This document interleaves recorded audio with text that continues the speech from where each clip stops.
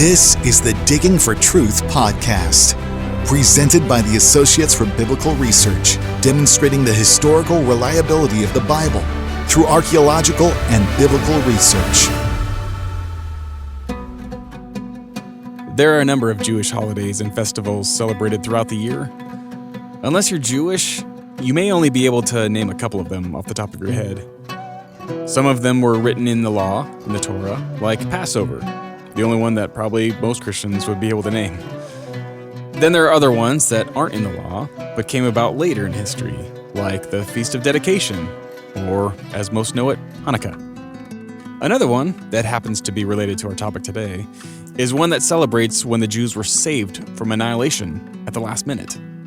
Purim, or Purim, is celebrated annually on the 14th and 15th days of the month of Adar. So that floats around in the month of March, kind of like Passover and Easter floats around between March and April.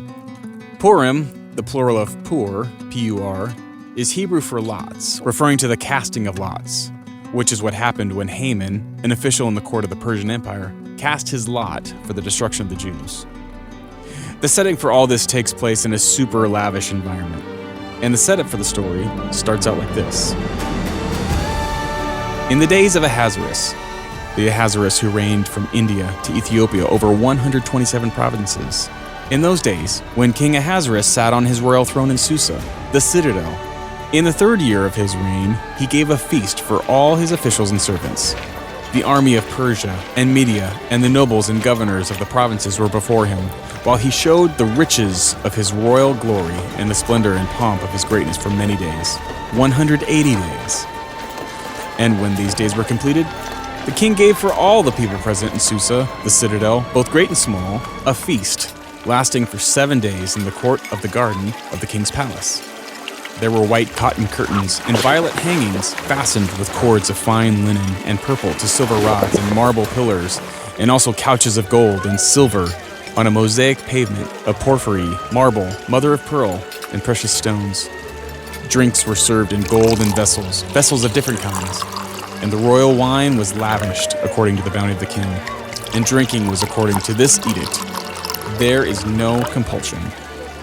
For the king had given orders to all the staff of his palace to do as each man desired.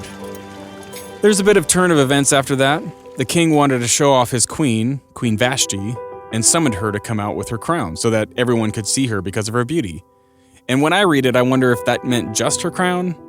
Anyway, she refused. The king got angry and basically started a campaign to find a new queen.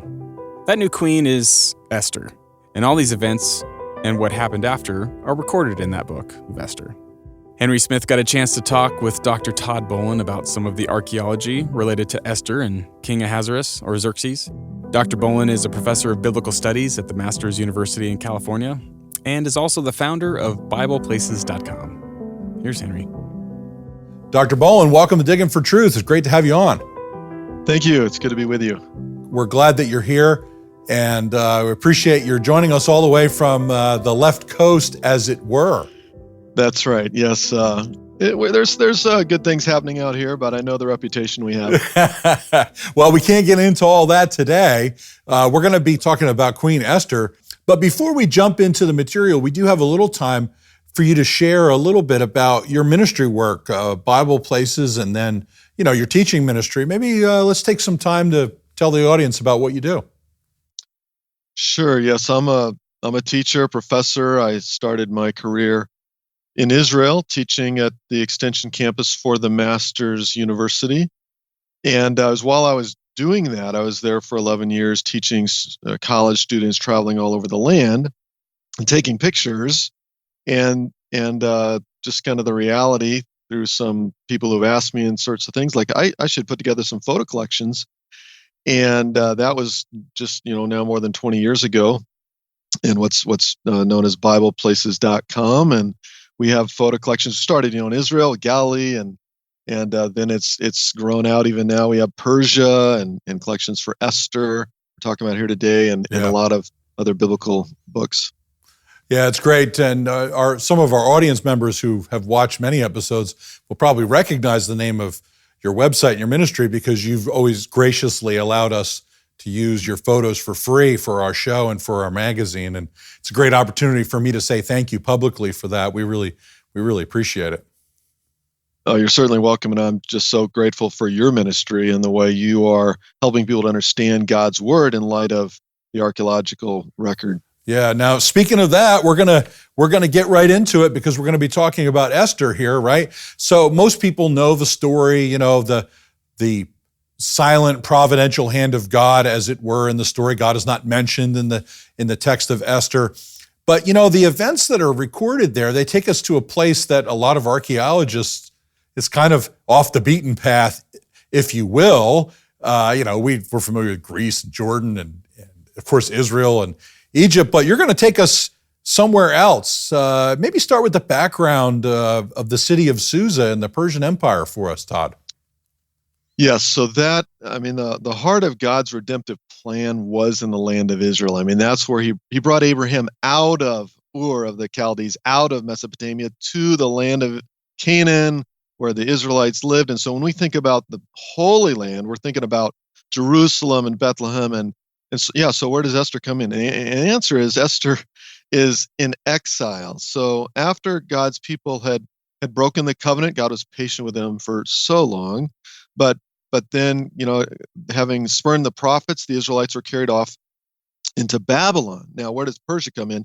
So the Babylonian Empire fell. That also was prophesied by Jeremiah and other prophets, and it was conquered by the Persians. And Esther was one of the Jewish maidens living in the land of Persia when the events recorded in this book take place, where the king's wife is going to show some disrespect, and he's going to need a new queen, and that happens in the city of Susa. So at this time, give us a little bit more of sort of what's happening in that, because now, okay, so the Babylonians are gone. The Persians have conquered them. So we have this sort of like some people going back to Jerusalem, is that right? But a lot of people staying in these foreign lands. Maybe expand on that a little bit. Yeah, exactly. So Ezra and Nehemiah tell the story of the Israelites who returned. And there's several returns in there with Zerubbabel, with Ezra the priest, and with Nehemiah the governor. And that takes about 100 years. That's actually recording from about 530 BC until around the time of Nehemiah, 440 BC.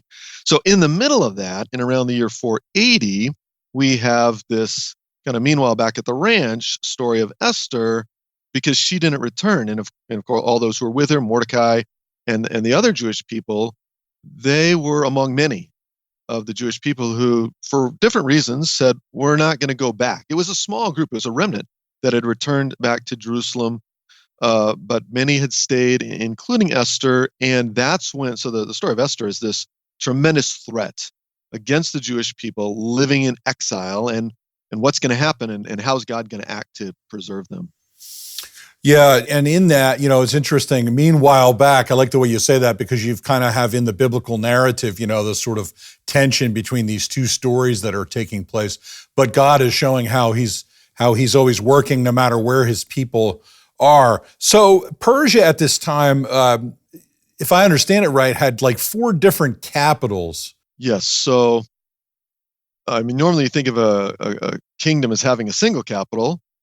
Kingdom of Judah had Jerusalem, but Persia did in fact have 4. And Susa, the one of interest to us most, was the winter capital, and that's because of the climate. It was so hot there that they didn't want to be there in the summer. Yeah. But the most famous of the 4 capitals is Persepolis, the city of the Persians. But there's also Pasargadae. There's also Ecbatana, that was actually inherited from the Medians, and as well as Babylon was a capital out in the Mesopotamian plain. Okay, that's very good. So, I guess Susa was referred to as the gateway to Persia. It's on the sort of the foothills of the Zagros Mountains, north of the Persian Gulf. So, it's not in that inner region of Iran, modern day Iran, but in a very accessible and warm place. So, Now we're going to start talking about the archaeology, which is, even more fun. There's been an extraordinary number of discoveries found at Susa in particular. So let's begin there. Let's start taking people out to sea, as it were, with how much we know about that. That's right. And those discoveries, so many may be familiar with them, not because they've been to Iran, few people have, but because they're in the Louvre. And just magnificent displays of the treasures from Susa. And that's because, so the site of Susa was first identified in the middle of the 19th century, so around 1850. And they were able to identify it because of the name. The name is preserved. This is so helpful when we have these sites that have the same ancient name preserved, maybe a little bit changed. There's the name of Shus, a little Persian village of Shush that preserves the biblical name in Hebrew is Shushan. We call it in English Susa.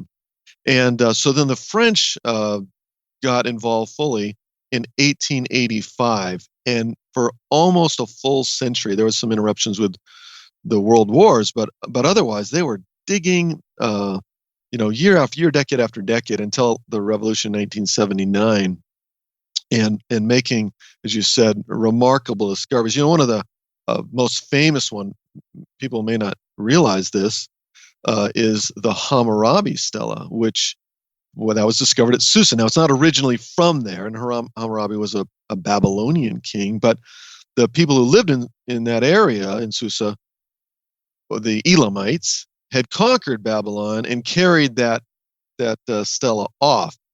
And so that was one of the major discoveries, not related to Esther. That's some hundreds of years earlier, but they're digging there, and they built a very impressive archaeological base. So, my first connection with the Associates for Biblical Research in the 90s, when we were excavating at Khirbet el-Makadr, and that was the archaeological camp, as it were. Their home base was where the Israel campus is for the Masters University. So we connected there, and we would have meals together and lectures and all that.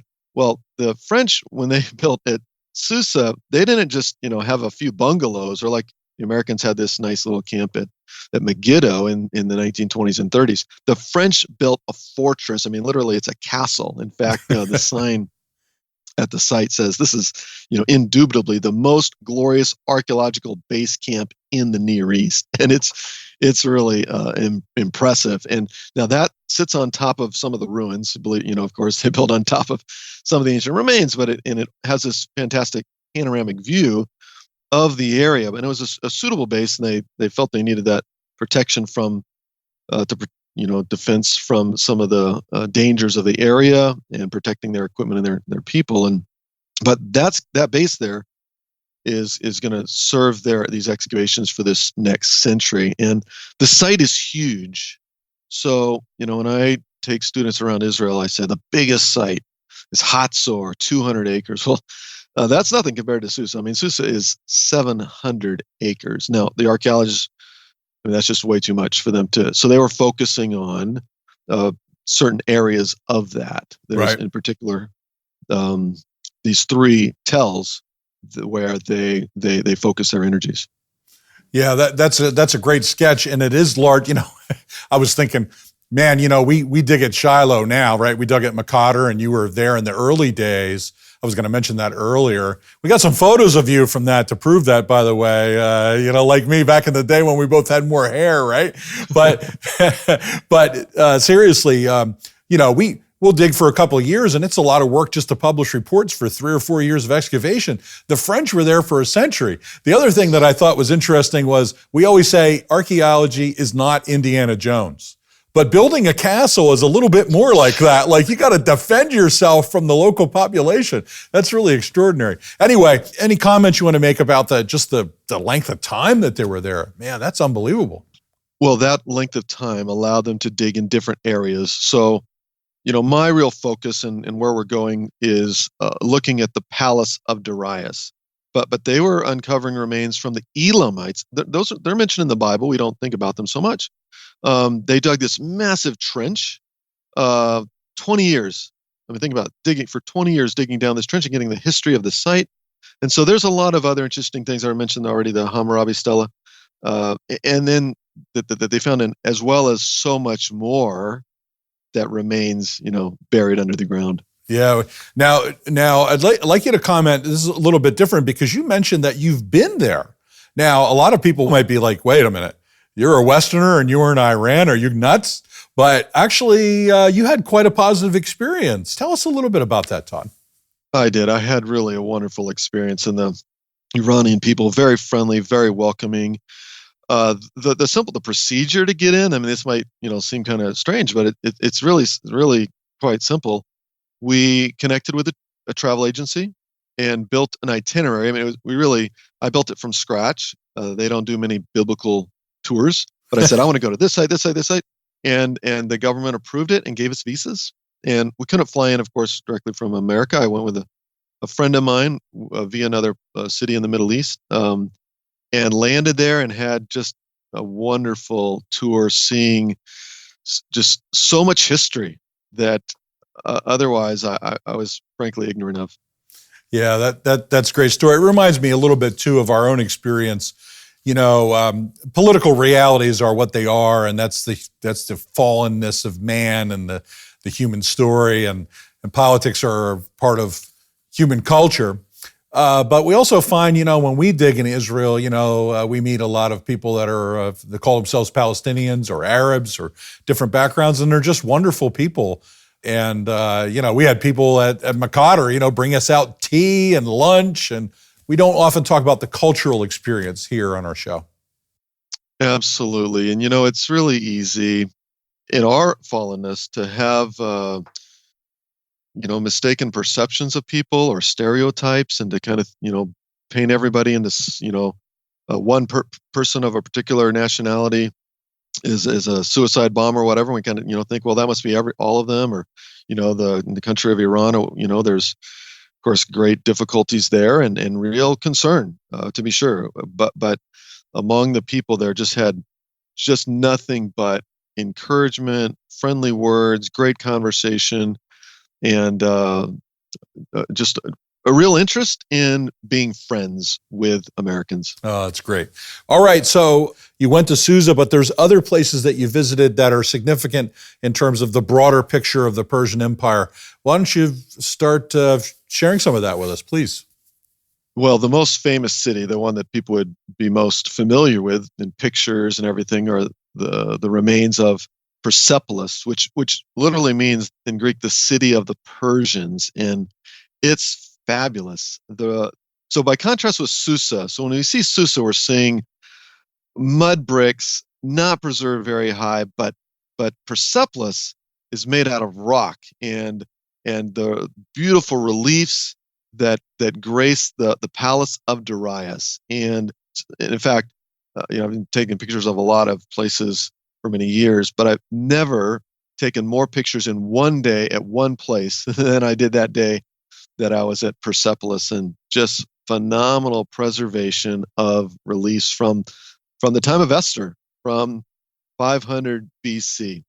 Another important stop for us just down the road was the capital city of Cyrus, Pasargadae, which is he made it his capital, and his tomb is famous there. But there's more than the tomb. There's some palaces, there's inscriptions that have his name, and listeners who are thinking about Cyrus, I mean, they're connecting him right now to the decree to allow the Jewish people to return. So Jeremiah had said 70 years of exile, and Isaiah said it's going to be Cyrus who says they can go back, and prophesied 150 years in advance by name, Cyrus.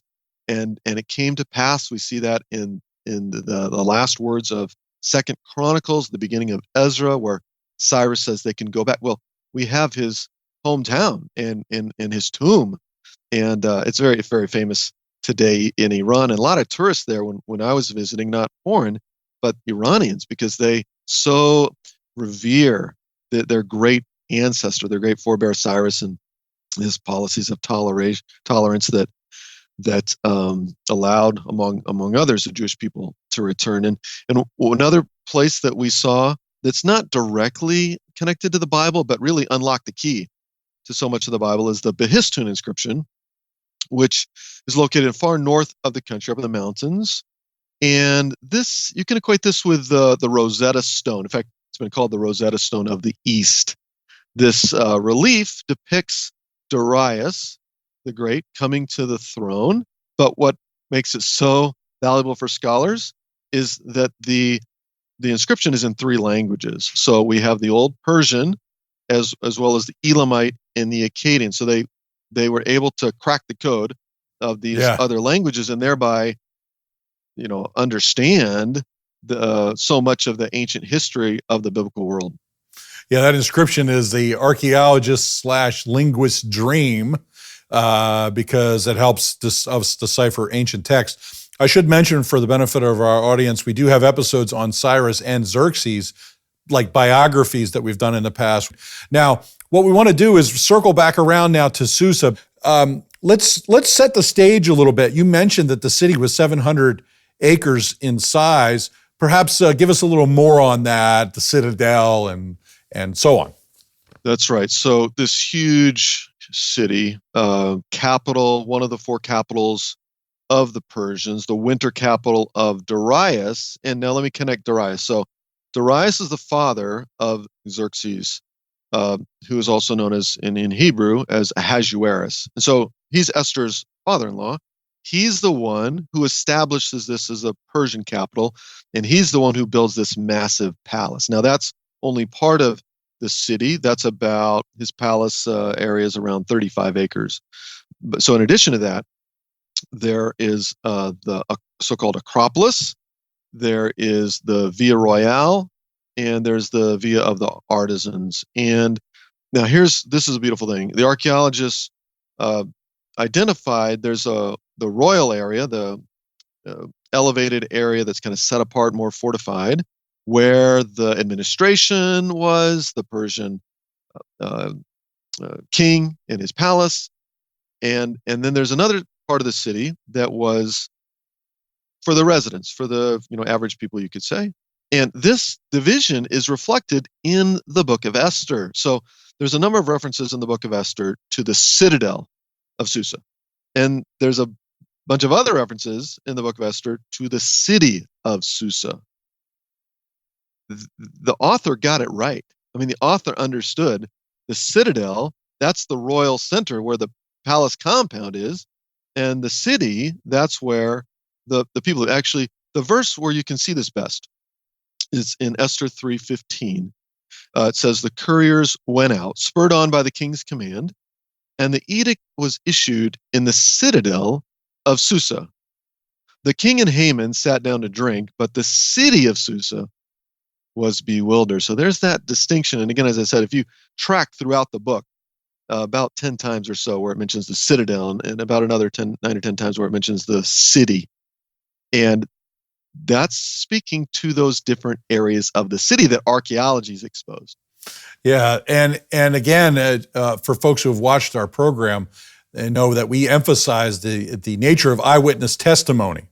The people were there witnessing these things, and the distinctions are found in the biblical text. That's right. So you can go to Susa today and stand in the palace, and you can walk from the women's quarters to the throne room where Xerxes, Ahasuerus, was sitting with his scepter. And Esther came to approach him and waiting to see, is he going to hold out his scepter to me so she can make the request, right, to save the lives of her people? Yeah. You can go there. Fantastic. And in fact, we're going to zero in a little bit here on the palace, because that's where a lot of the intrigue takes place. In fact, my family and I, we went to see a production of Esther recently, which sort of drew it out in artistic form. And, you were just really struck by how incredible this story is. God's fingerprints are all over it, even though he's not mentioned in the text. But we're going to talk about the palace. One thing you'd like to talk about is I think I'm pronouncing this right, the Apadana or Apadana perhaps, and the gardens. You can start there, Todd, please. So yes, that's a fascinating area of the palace compound. So When Darius the First made the city his capital and started building there in the year 520 BC, that's about 35 years before the story of Esther begins. He brought in all these craftsmen and all these materials to create this lavish palace. Most impressive parts of that is the Apadana, and right next to it, the gardens.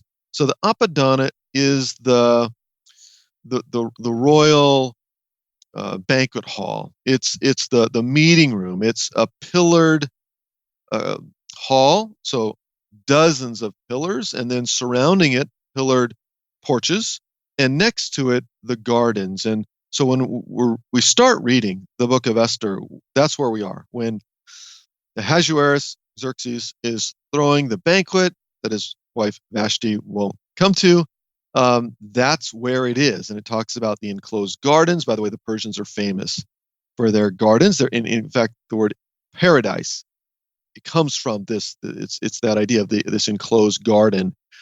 And the author of Esther, chapter 1, he really elaborates on just the beauty of the palace and all the decorations, and just really kind of waxes eloquent to say, wow, look how great the Persians are. Of course, who's really great in the book of Esther?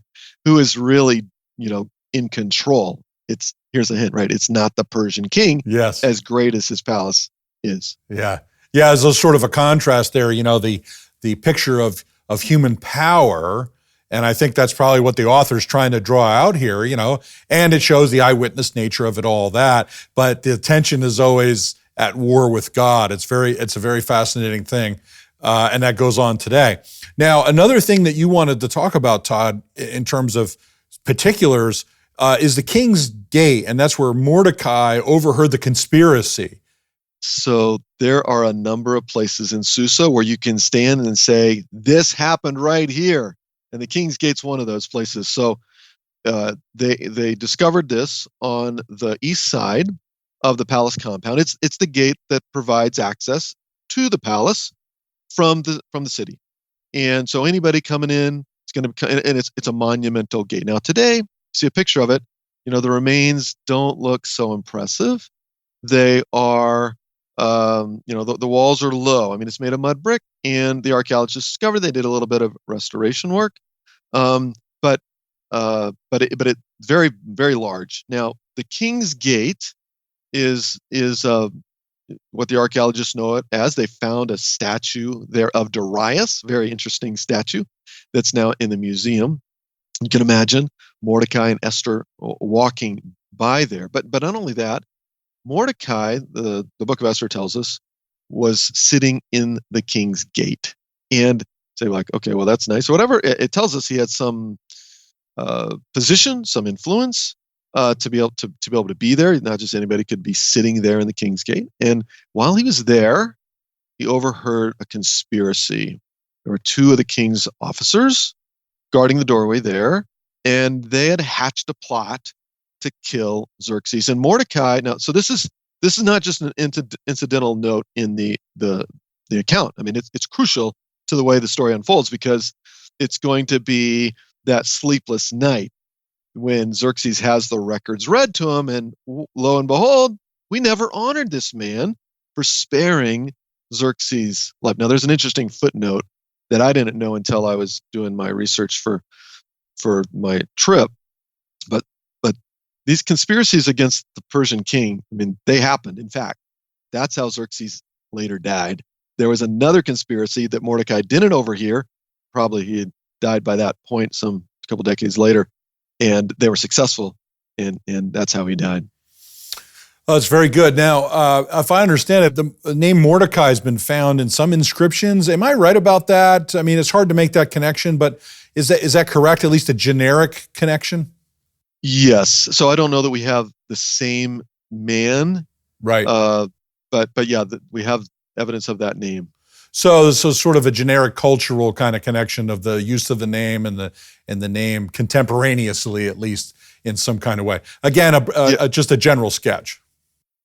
That's right. The names match, and also the names of Haman's sons Yes. match. They had to have been written at that time, because later on they didn't use those names. Yeah. And that's along the lines of the same point, the use of names. That's very important in the ancient world. Okay, Todd, we were talking about the gate where Mordecai overheard the conspiracy. Let's talk a little bit about the outer court.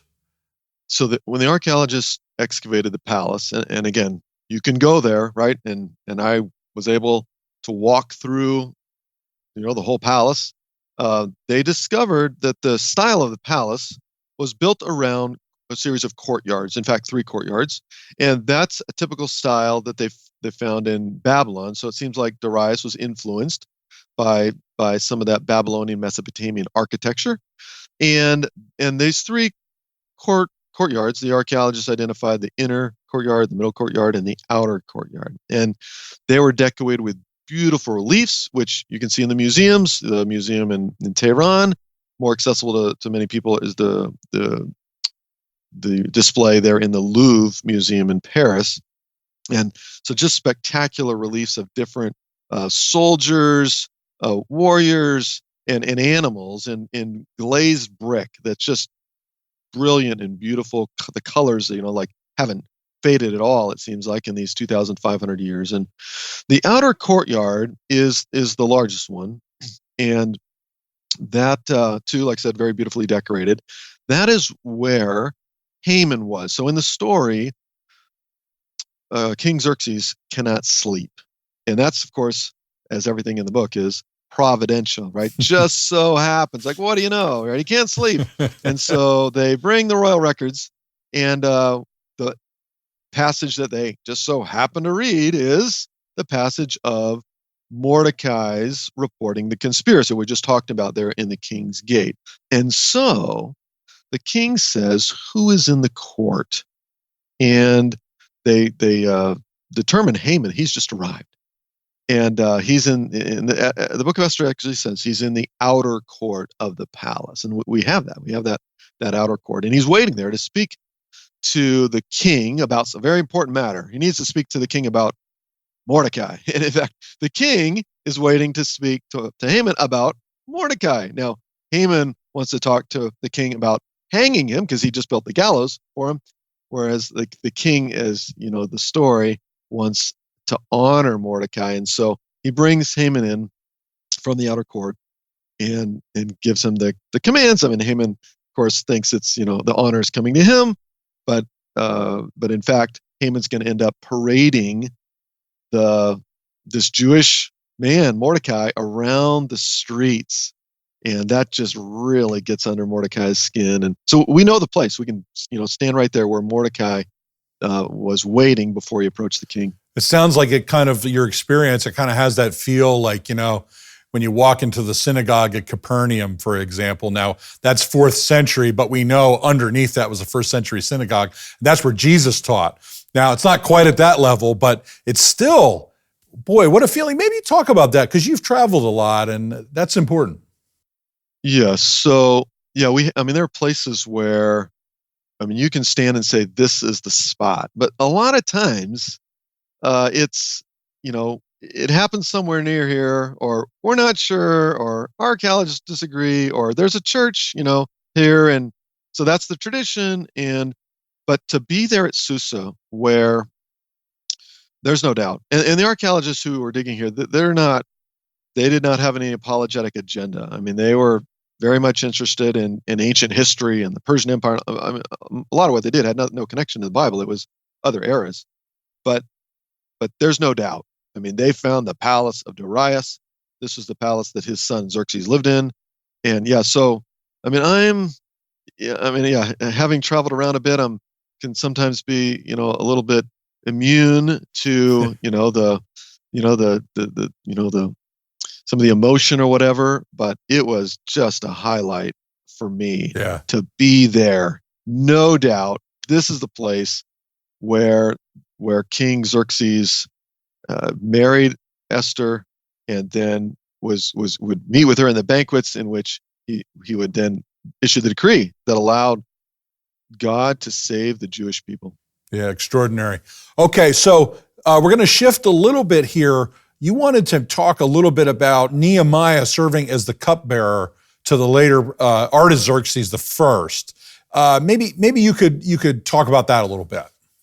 Okay, so we're talking about Susa and Esther, but it should not be overlooked that two other biblical figures were here in Susa, and this makes sense because Susa was such a major city of the Persian Empire. So Nehemiah, the cupbearer, and that's many people know how he was distraught in the presence of King Artaxerxes. And the king says, "Why are you upset?" And he says, "Well, the city of my fathers, where they were buried, is lies in ruins, and the walls haven't been." Well, where did that happen? That happened right here in Susa. It happened in the Apadana, which is this large room, that reception room where on the north side of the king's residential quarters. So we know, we can identify the place of the throne. So in the Apadana, where there's all these column bases preserved, and some of the columns and some of the capitals are preserved and are kind of lying on the grounds or over in the museum premises. But there's one column base, it looks like a column base anyway, but it doesn't fit. There's all the rows, but this one is in the center, and that's the pedestal for the throne. So that's where Artaxerxes was when he was holding court and addressing the people, and when his cupbearer, the cupbearer he didn't just taste his drinks, but he was a leading advisor to the king. Excellent. Friends, you can read about that in the introductory verses in the book of Nehemiah. But we also have a reference in the book of Daniel in chapter 8. Another extraordinary connection. I'll let you elaborate on that. Tell the audience about it, please. Yes. So Susa, keeps popping up in the biblical record in the post-exilic time. So with the Jewish people having been carried off into exile, now living under the rule of the Persian kings, so we have Esther there. We have a little bit after Esther, about 40 or so years, is Nehemiah. But even Daniel makes an appearance in Susa. So again, this is a reference that could be overlooked. We think about Daniel, we're thinking about the Babylonians and Nebuchadnezzar and all that's right. And then, of course, the writing on the wall is the fall of the Babylonian Empire. And then the next chapter, the famous story of Daniel in the lion's den, is with Darius and the Medo-Persian Empire. But Daniel has some visions, and in chapter 8, so chapter 7, chapter 7 is the vision of the 4 beasts and the 4 kingdoms. And 2 of those kingdoms are then developed in the next vision. So here it is, chapter 8, the vision with the ram and the goat. And that signifies, and it's explained there, so there's no question, it signifies the Persian kingdom being conquered by the Greeks. That's Alexander the Great. And where does he have that vision? It says there, right at the first verse of Daniel 8, it says, in the 3rd year of King Belshazzar's reign, I, Daniel, had a vision after the one that already appeared to me. In my vision, I saw myself in the citadel of Susa in the province of Elam. And so then he's going to go on to relate that vision. But isn't it something that he is actually transported in his vision to be at the capital city of the Persian Empire to witness the fall of the Persians. So before he had testified on the night before, right? The Babylonian Empire is falling. And God gives him a preview. This is still going to be a couple hundred years before the Persians fall to the Greeks. But God tells people in advance, right? Know that I am sovereign. Nothing happens apart from my control. And Daniel, you get to reveal that to people in advance through this vision. Yeah. Phenomenal stuff. Again, in the biblical text, it mentions the citadel of Susa. That's a very precise thing. Now, this is an apocalyptic sort of prophetic vision, so it's a little different. But nonetheless, God knows what a citadel is versus in the distinction. The other part is the prediction of the Greek Empire, and that brings in the whole question about seeing the future in Daniel, and you and I can't get into that, but it does speak about the supernatural nature of the Bible. if in fact God, we can see the future, then only God can do that. And Absolutely. So those are some thoughts about that. All right, so let's shift back to Esther a little bit. You wanted to talk a little bit about the dramatic scene, as Esther approaches the king, praying that he'll hold out the scepter, Just talk a little bit more about that as it relates to both the story, of course, but also a little bit about the archaeology. I mean, that's the dramatic moment, right? I mean, that's what they're fasting for. Of course, as you said, the book of Esther never mentions the name of God, but he's there, and they're fasting. They know that God has to act, and the dramatic moment, and so this was the highlight for me. So of my favorite thing in my travels through Persia was Susa, and of Susa, the most famous or most special moment for me was being in the palace, specifically the throne room. So we know where the women's quarters were in the palace. We don't know where Esther's room is. Archaeologists couldn't identify that, but you can, and I did, walk through from the outer court, through the middle court, and then into the inner court. And that's where Esther was when she turned the corner. And you can, actually literally turn the corner, and there you're facing the throne room. Now, this is the private throne room, so I would distinguish this from the throne I mentioned before with Nehemiah. That was in the Apadana, that royal reception hall. Okay. This is the private throne room, in the king's residence. And this is where, in the description in the Bible, it just fits so well. And you can just really just watch it unfold and walk that way into the very throne room. And here's an interesting thing too, and this is another one of those things. So, I lived in Israel, love Israel, and you never have in Israel a relief that shows the very people, but you do from ancient Persia. Now, they found it at the city of Persepolis. It's in the museum now in Tehran, but there's a relief of the courtroom scene. So you lay that over to the book of Esther, and you see the king sitting on his throne. Now, that king, there might be Darius. Archaeologists aren't completely in agreement on that, but standing behind him is the crown prince. That's Xerxes. That's Esther's husband. And so you can walk there, through the palace, and see a relief that depicts what it would have looked like. That's awesome. It really is. I've often said reliefs like that are the equivalent of an ancient photograph, the best that they could duplicate it. All right, Todd, I'm going to let you sum it up in whatever way you feel is best for the audience as a matter of encouragement. So on one hand, I just say the archaeological record illuminates Scripture. We can see it better. We knew it was true, right? And scholars, of course, criticize and say, the story of Esther, it's so carefully crafted and beautifully written, and it is. It's a masterpiece of a story with twists and turns, but it's true. And the historical records match, and the archaeological discoveries fit, and you can stand there, you can walk there, and what it leads to is a recognition that God is sovereign over everything, all nations and kingdoms, and He will fulfill His promises to preserve His people. No one is too great, no one is too powerful to thwart His will. Oh, amen. Well, Todd, thank you so much for all the work you do. And thank you so much for being with us. Thank you, Henry. You should take the time to read the book of Esther if you've never read it, or if it's been a while. It's a relatively short book, only 10 chapters, and the last chapter is only like 3 verses. Or, if you don't feel like reading, you can always listen to a dramatized version, like on the radio show Adventures in Odyssey, when they took the imagination station and experienced the story of Esther. Anyone else? Adventures in Odyssey? Well, I enjoyed it when I was a kid anyway. I think it still holds up, so maybe it's something you'd enjoy listening to with your kids if you've got a longer drive somewhere. Until next time. Digging for Truth is a presentation of the Associates for Biblical Research. To find out more about ABR, just go to BibleArchaeology.org.